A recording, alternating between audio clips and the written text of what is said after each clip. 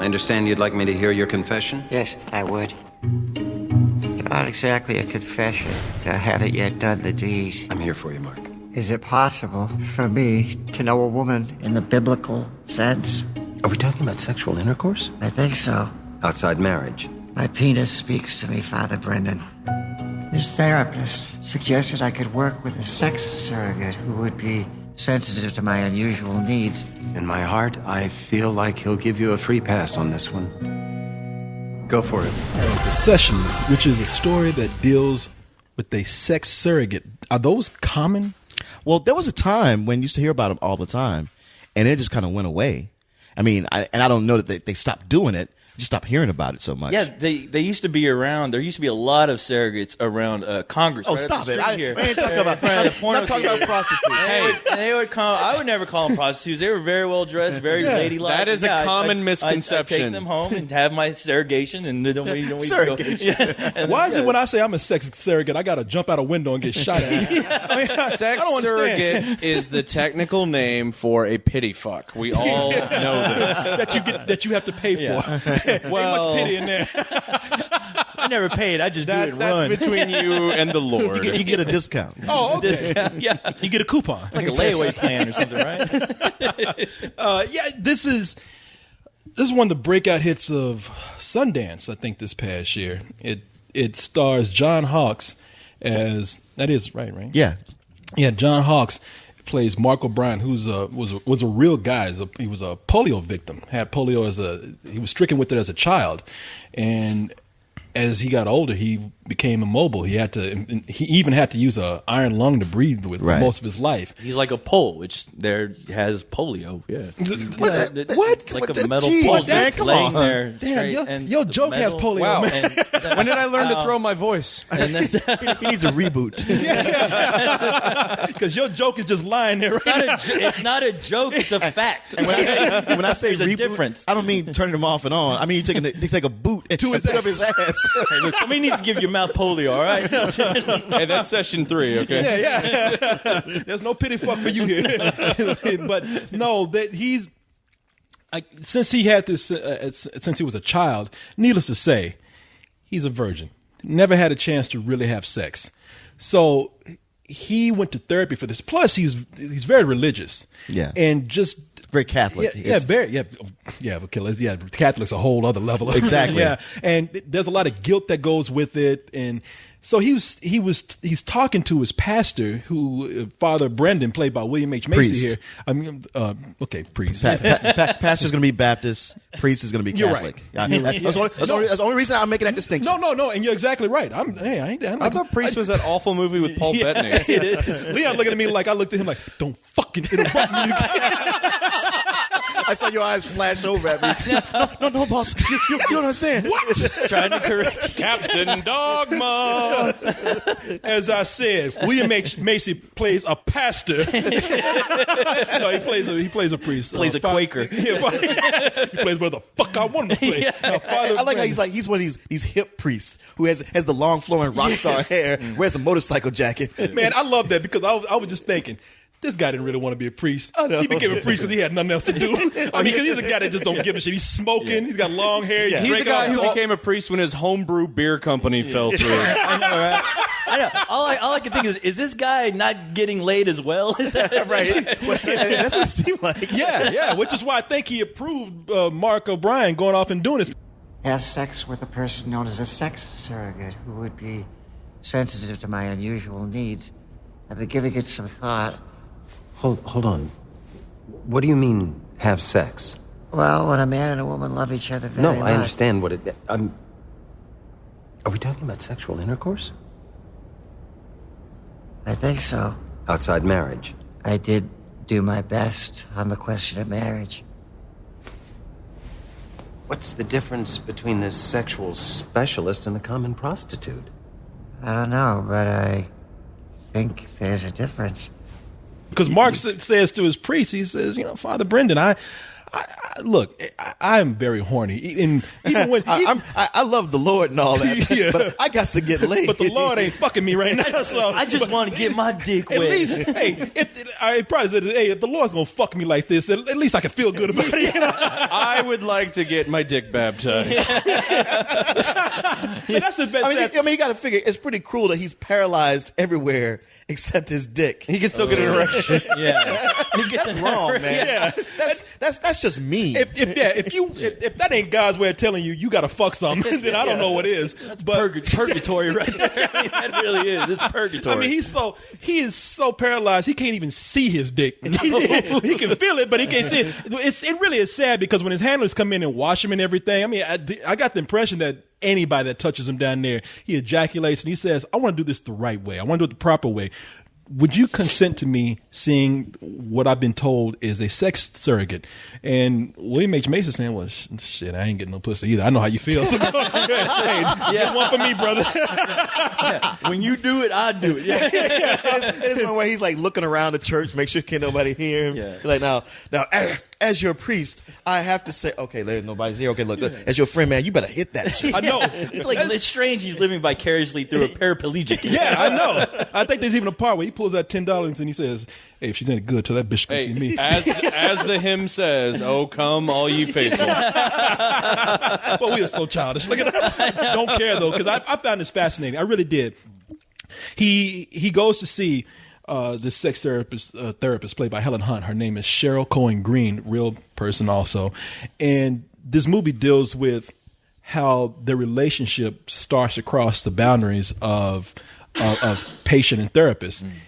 Even though they're both aware that this probably, most likely, in all scenarios, cannot go anywhere. Of course not. Yeah, yeah. And I love this movie, man. The reason why is because the movie is somewhat of a downer. No doubt.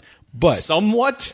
but This movie made me upset with myself for being mad at the traffic and the fact that we had to see it in the shitty theater. As soon as I had no idea what it was about, movie starts rolling and it's about a guy who can't even turn his head and sleeps in an iron lung, and I'm like, well, great. Yeah. Now I feel like a jackass. As well as you should. I ordered salt on this popcorn. Oh, shit. Brian went on his roof and dived down head first, trying to paralyze himself. Solidarity, man.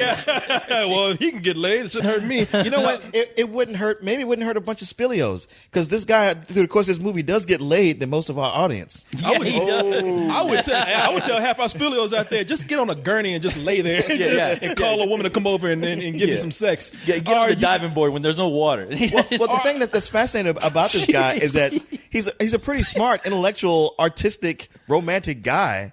And besides the sex therapist, he's had women who kind of fall for him. They're just kind of like, man, if you wasn't pretty much a vegetable, I'd be all over you. Yeah, no, Which is ridiculous because I've seen videos of what women do with zucchini, so I don't understand the fucking problem here. he's a little bigger than the zucchini. So. I keep wondering if this was like a gender switch situation. Like, would any paraplegic woman have this problem that this guy's having? Because I wouldn't think so. Well, they address that in the movie, kind of how different people have different sexual People with different lifestyles. handicaps. Or depending on their disabilities. Sorry. Yeah, what I love about this is that it is kind of a downer, but it is very funny. There's a very casual approach to this movie.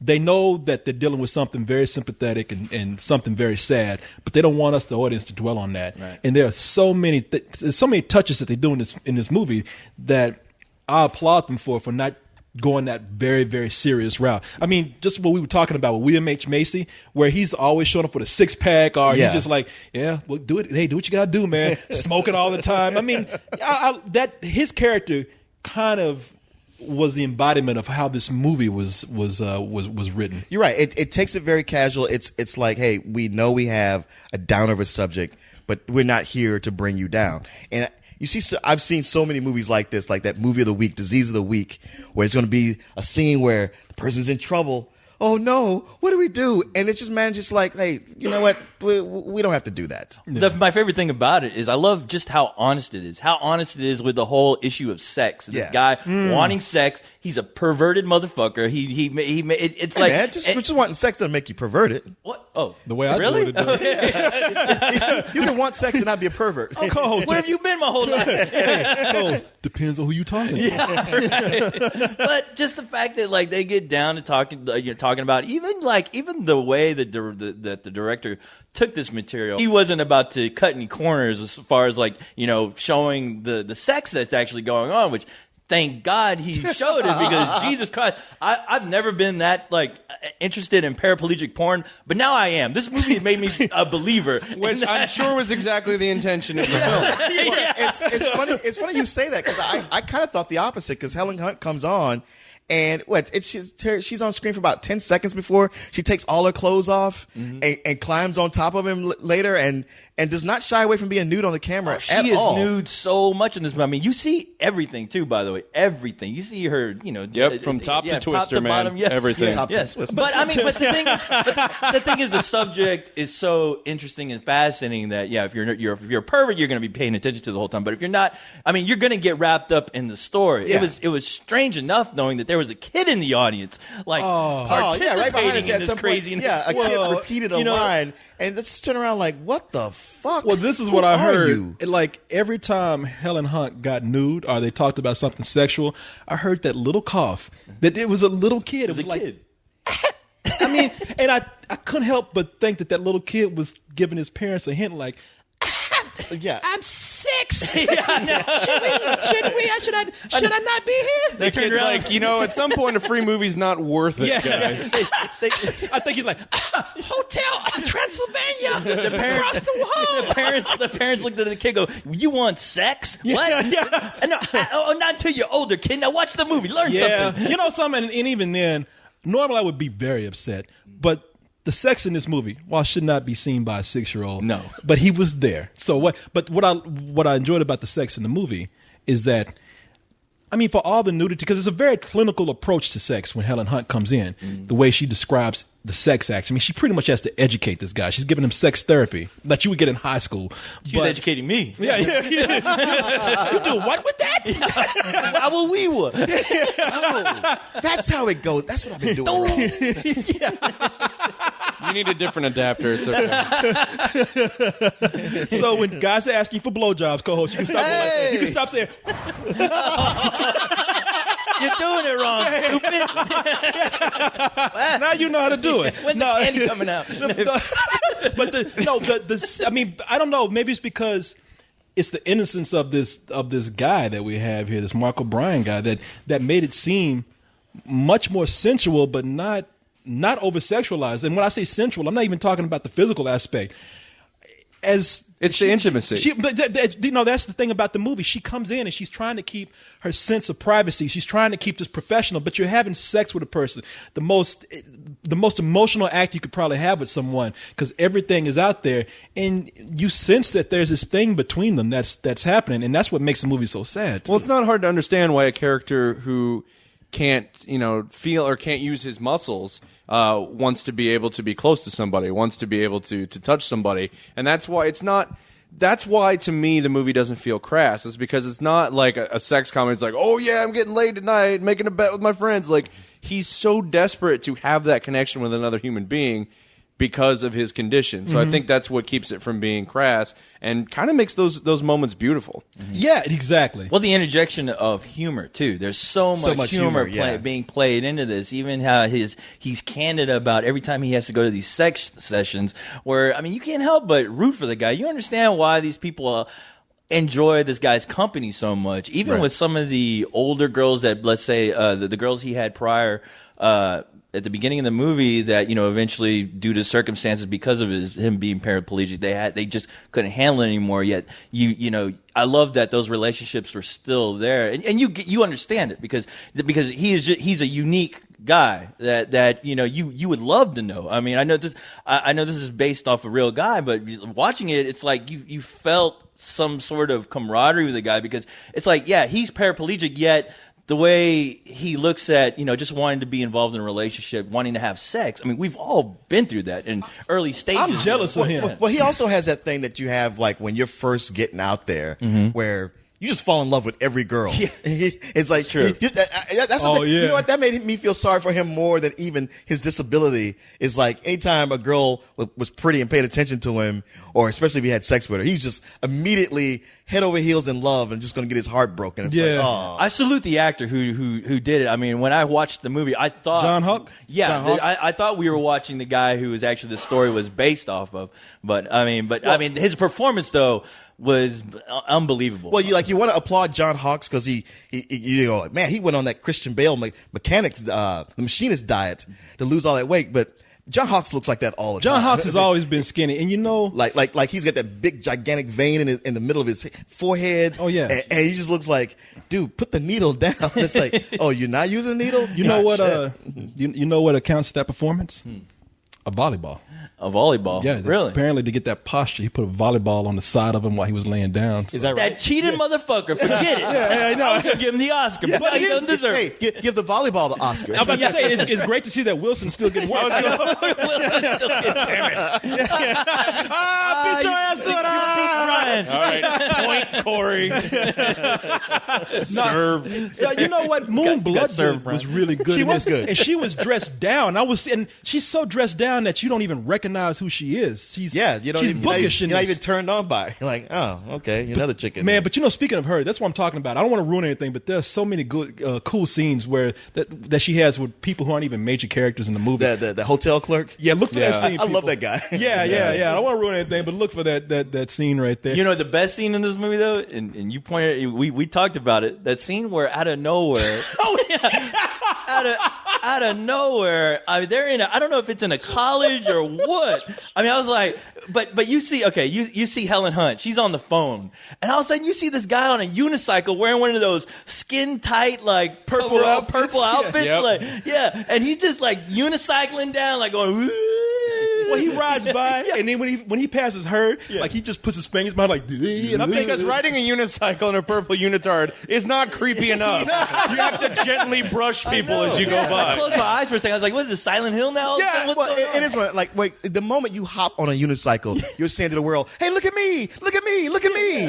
You're saying to the world, I don't abide by restraining orders. But I thought she was in clown college or something. Where is she right now? Is this where she learned her trade? Well, that's the only place to get sex surrogate degrees nowadays.